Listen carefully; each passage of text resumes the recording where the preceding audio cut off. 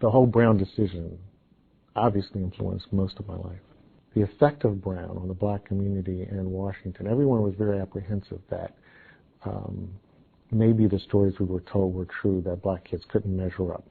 So my first recollections are of meeting in the basement of the library, and the parents had gathered all the black kids to bring us up to speed.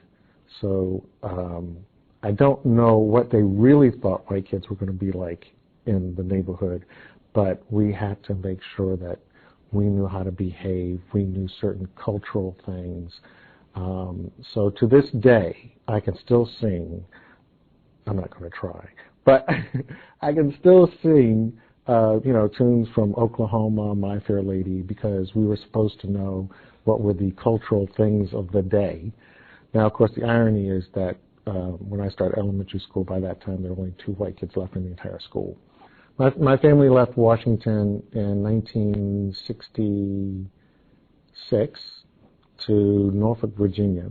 Norfolk had been one of the cities that had responded, as many places in Virginia did, with what was referred to as massive resistance. Rather than integrate the school systems in 1954, they closed down the entire public school system so that they didn't have to integrate the public schools. A lot of people have some resentment over the way that things have evolved with public education, and we haven't fulfilled the promise of equal education for all children, and that's tragic. And so some people have been cynical about Brown and saying, oh, it would be better if the court hadn't ruled that. But they're imagining a world that couldn't be. There's no way that had the court ruled differently in Brown, that all we would have today would be segregated schools, but we would have everything else. There's no way we could have gotten equal opportunity in employment if the courts had agreed that through state action, you can discriminate. We fund our schools based on local property taxes.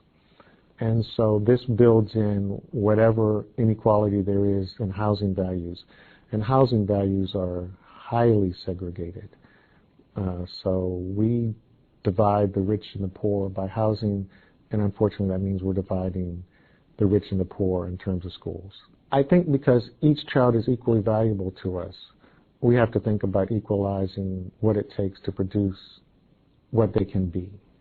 And so we can't have unequal funding for any of them, unequal resources for any of them. We can't have a world that would just have segregated schools but integrated everything else.